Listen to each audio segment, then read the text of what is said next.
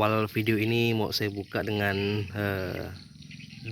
kurang lebih 2 tahun lebih lah, kembali lagi ke kampung. Jadi pembelajarannya selama 2 tahun bahwa gagal dan berhasil itu bisa datang dalam waktu yang bersamaan. Seperti yang teman-teman lihat, gagal dan mati itu bisa datang dalam waktu yang bersamaan. Contohnya dalam penanaman bougainville.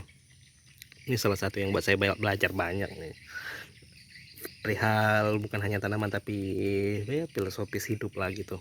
Tuh, ini yang udah kita pindahin, udah berakar, pindahin ke polybag kecil. Habis itu udah cukup kuat, subur, kita pindahin lagi ke polybag besar. Dan masih ada juga yang berhasil dan yang gagal. Nah, ini contoh yang gagal. Tuh, kering. Ini kayaknya Red September. Kalau ini dari ranting sih ini Purple Folktale. Nah, jadi di video kali ini kita akan bahas beberapa bougainville yang susah banget untuk dijadiin bibit ori.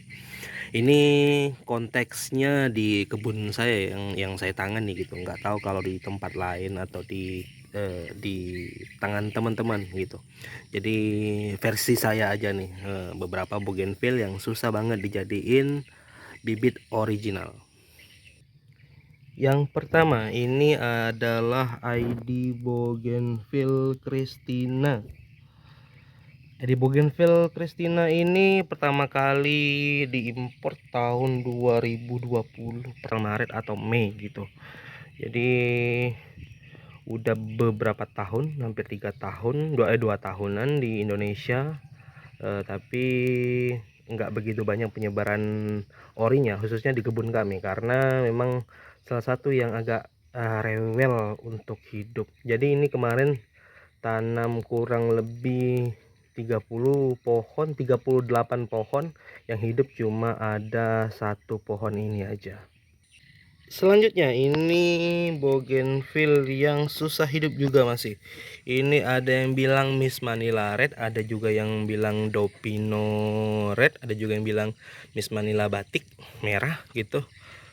Apalagi ya, kalau nggak salah ada satu lagi namanya tapi saya lupa.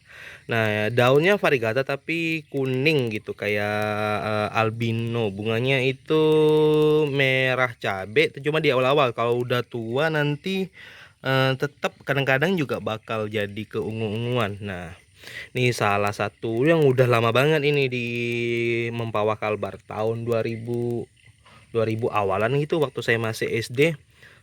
Ini udah ada gitu.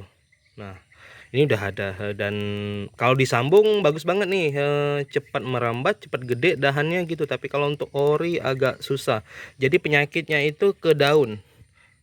Nah, tuh kayak gini nih, mudah gosong-gosong. Jadi sensitif sekali dengan air. Sebenarnya yang membuat rusak bougainville itu bukan air hujan langsung atau air siraman, enggak. Tapi lebih ke percikan air yang jatuh ke media tanam atau ke lantai, itu mantul lagi ke daun, dan itu yang membuat sebenarnya bougainville tidak bagus atau rusak gitu. Nah, ini yang kedua ada Miss Manila Batik merah. Enggak cuma yang merah, Miss Manila yang kuning juga. Ini yang kuning ya, daunnya agak enggak seperti yang merah tadi, lebih bagus gitu. Kalau ini enggak begitu kuning, jadi enggak begitu menyala. Yang ini oranye variegata ya, bukan nih ranting dahan yang lain. Nah, ini dia tuh, kuningnya enggak begitu sebagus kuning variegata.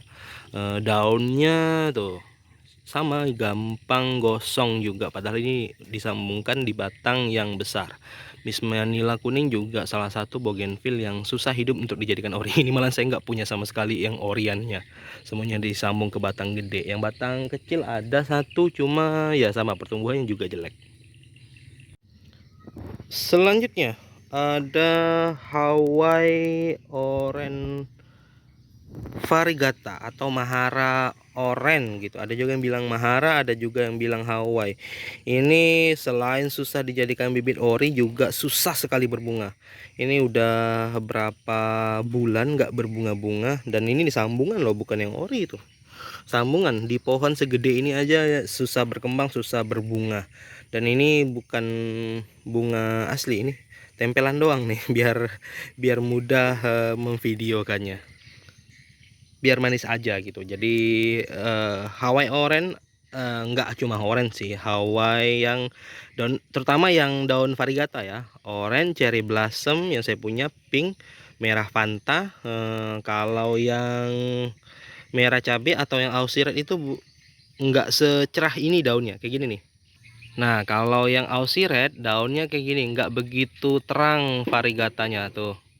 Aduh ngeblur ya, bentar saya kasih tangan. Nah kayak gini nih daunnya. Tapi kalau udah tua, belangnya itu tipis sekali, nggak kelihatan, hampir tidak kelihatan, batik-batik hitam-hitam dikit gitu. Nah cuma bagian ujung-ujungnya aja nih yang kelihatan. Nah untuk Hawaii yang kayak gini nih, yang daun berwarna variegata atau apapun gitu, itu susah sekali hidup, susah sekali berbunga. Beda dengan Hawaii yang daun ijo-ijo kayak gini, kayak Aussie Gold, Aussie Red, Hawaii merah fat, entah tuh Hawaii merah Fanta. Ini karena mengandung air berat dus. Nah nih berat, inilah resikonya kalau batang kecil. Ini kan batang kecil nih, setusuk sate doang tapi bunganya lebat banget, dan ini harus dikasih terus, kalau enggak tuh kayak gini nih bisa patah. Balik ke Hawaii, apapun yang variegata susah sekali untuk hidup jadi ori dan agak susah untuk berbunga. Tapi kalau sambungan masih bisa lah gitu. Spesial untuk Aussie Gold Splash itu ori atau sambungan agak susah sekali, agak rewel kalau untuk Aussie Gold Splash. Ini Aussie Gold Splash tuh, daunnya kecil-kecil, bintik-bintiknya mirip Singapura tuh, kayak gini warnanya. Bunganya itu kayak oren-oren kalau baru keluar, tapi kalau udah tua baru keluar goldnya atau kuningnya.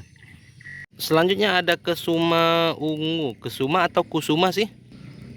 Nah, kalau kesuma ungu ini selain susah dijadikan bikin ori, bibit orinya juga nggak secakep kalau disambung. Jadi nggak sebagus dah hasilnya itu ketika disambung. Contoh ini, mudah sekali rontok tuh, daunnya rontok, nah hujan dikit rontok, dan tuh batangnya tuh gosong-gosong kayak gini. Kalau dipatahkan nih hanya satu jalur, dua jalur gitu yang tuh ada kuningnya gitu, yang hijau semua gitu. Jadi dahannya jelek, daunnya jelek, bunganya juga nggak maksimal warnanya.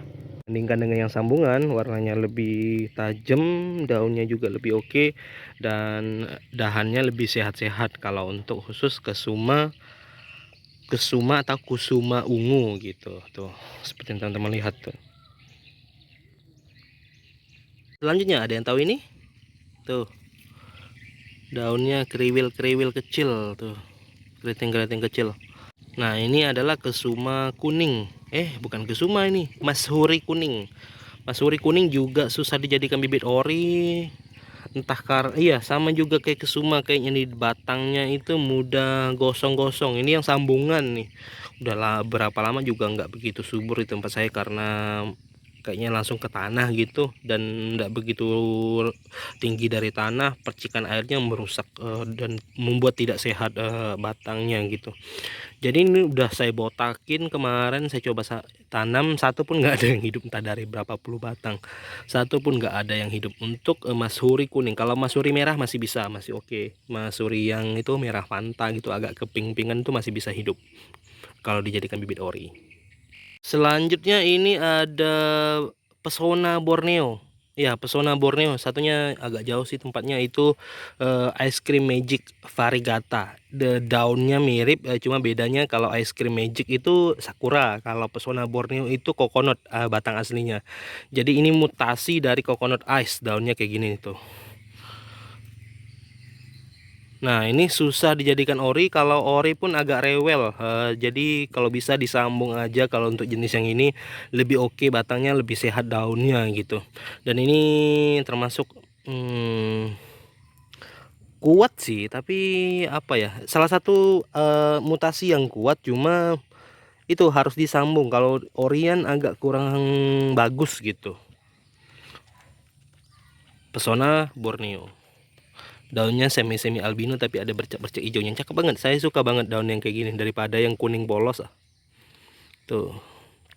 Ini saya cuma punya satu ini aja indukannya. Dan yang terakhir adalah Black Maria. Ini Black Maria juga agak rewel di sini untuk hidup jadi ori. Kalau disambung mudah banget dan gampang banget nyambungnya.